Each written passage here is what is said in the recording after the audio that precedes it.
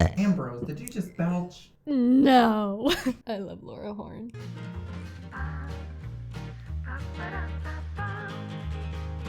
Hi everybody, welcome back to my channel. If you're new here, welcome. I'm Amber Rose, also known as a religious hippie. You can basically follow me on any social media platform, or you can go straight to my website at thereligioushippie.com. On my website, you will find St. Jude prayer mugs, you will find Haters Will Be Prayed For prayer journals, and if you sign up for the St. Jude prayer group, you will get 10% off those items. But if you cannot donate, smash that like button, guys. Give us a thumbs up and help us with the algorithm.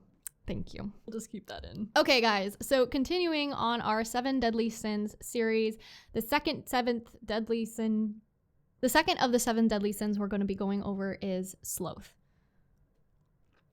Or sloth. Okay, look, sloth and sloth are the same things. People pronounce it differently. Technically, when you look at the word, it says sloth, but if you're a theologian or somebody, it's sloth. So they're the same thing. But for our purposes, we're going to be referring to it as sloth, so you don't think it's the animal. Speaking of which, though, when people do think of sloth, they either think of a very lazy person or the animal. While sloth might look like laziness to some, people have defined sloth in different ways. I think Catholic Answers has defined sloth the best.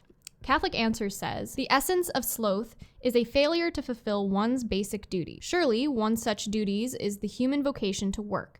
Yet another such duty is the enjoyment of leisure to take time for worship. The gentleman lying on the sofa may be a more popular image of sloth, but the workaholic who's on the job 24/7 and in the process neglects God and family is the more typical manifestation of sloth in our culture. The grind culture. I think we're all familiar with the grind culture, where you have to work 24/7, otherwise you're a failure. Or at least you feel like you have to work 24/7, because if you're not working, you're not doing anything, which is not true, but I see that a lot in today's culture. I will say it's very difficult to focus on God and our responsibilities when we're being constantly distracted and bombarded, or bomb-stracted, if you will, by the world. By the world. We're constantly distracted. There's always a podcast playing, a TV is on somewhere in the house, or there's music playing in the background. It's very rare that we get silence these days. When we commit the sin of sloth, we're distracting ourselves from responsibilities and from life. We scroll on social media instead of praying. We watch sports and we procrastinate on homework. We become workaholics to avoid other responsibilities. And we watch reels instead of going to bed. Raise your hand if you're guilty. We need to prioritize God in our work and in our rest. We cannot avoid our responsibilities, no matter how uncomfortable they might be. St. Thomas, in his Summa Theologiae, said that sloth is an oppressive sorrow of spiritual things. This correlates with what Father Ripperger refers to as sloth, a sluggishness or laziness of the soul that prevents someone from doing what they know is right or good. Sloth can be seen as struggling with tasks, viewing them as tedious, and having no energy to do anything. The people who struggle with sloth are always drained and tired. Is that me? Am I the sloth? Sloth. Sloth. Sloth. I think they go more like... Do you remember the movie called The Croods? I never watched it. Okay, well, there is a sloth called Belt. And he goes, Belt. And it's... So by now, you might be wondering, I wonder if I struggle with sloth. Well, I definitely do, and here are some ways to tell if you yourself struggle with sloth. I highly suggest asking yourself these questions. Do you have spiritual indifference? In other words, do you put things before God or your responsibilities? For example, let's say that there's a football game on Sunday, and the only mass that is near you is during the time of that football game. Are you going to choose God? Or are you going to choose football? Another example would be, let's say you made plans to visit God in adoration, but then a friend calls you up and asks if you want to go out instead. Are you going to choose God or are you going to choose your friend? The next thing you should ask yourself is, when somebody asks you to do something, are you angry or irritable at that person? Are there times when you're scrolling on TikTok, which I don't suggest you do, and I have an entire video on why you should delete TikTok from your phone today. But let's say you're scrolling through TikTok, all right? And somebody suggests you do something else for a little bit. Are you going to get irritated and angry at that person because they suggested you do something else after you've scrolled through TikTok for hours? Are you a workaholic? In other words, you neglect your faith or family in the pursuit of work. This is the one that I struggle with the most personally, and it's a big one these days, as I stated before. Are you inconstant?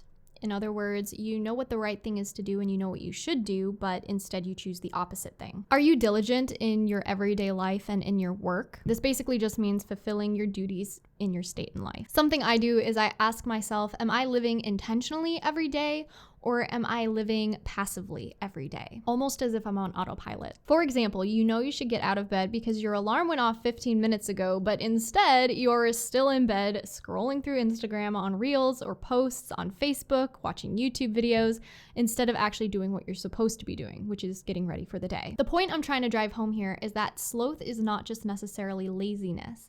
It's also neglecting the responsibilities that we owe God, our family, and our work. So what habits can we implement to squash sloth?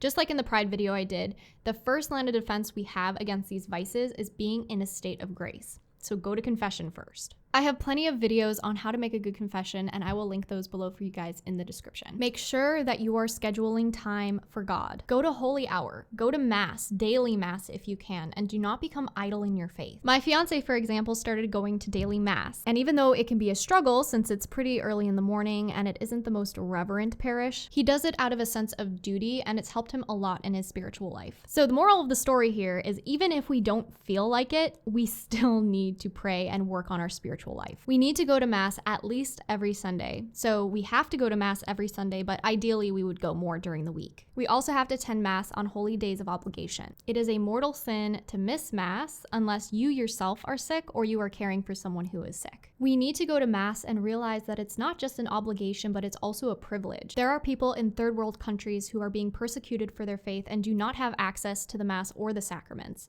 This is a privilege that we have today, and we should take advantage of it. It isn't about us or what we get out of the Mass. It's about giving to God his due. The next thing you can do is you can practice mortification and self-denial. Try and limit the amount of TV you watch and the distractions in your life, including podcasts, music in the background, or TV playing in the background. God should be the first thing on your mind when you wake up and the first thing on your mind when you go to bed. So do an examination of conscience at night, and then do a morning offering in the morning. Another thing you can do is the heroic minute, which I mention in almost every single one of my videos, according to my fiance. I did that to throw that in there. Get up when your alarm rings the first time, do not hit snooze, get out of bed, make your bed, do your morning prayers, and get started in your day. This is a lot easier if you get a routine of waking up at the same time every day and going to bed at the same time every day.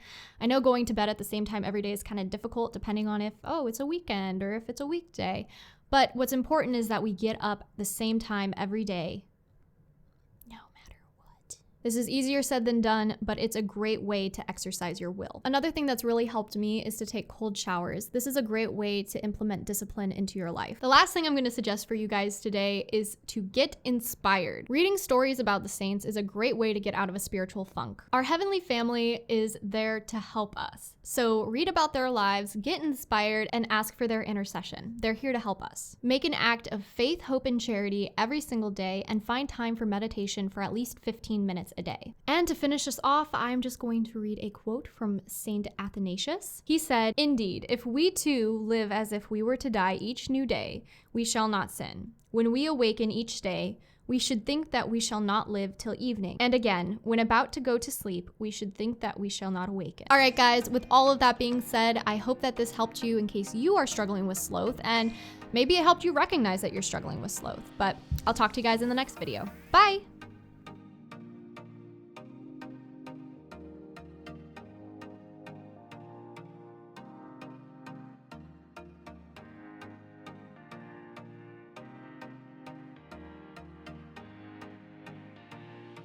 High five! High five! Yeah!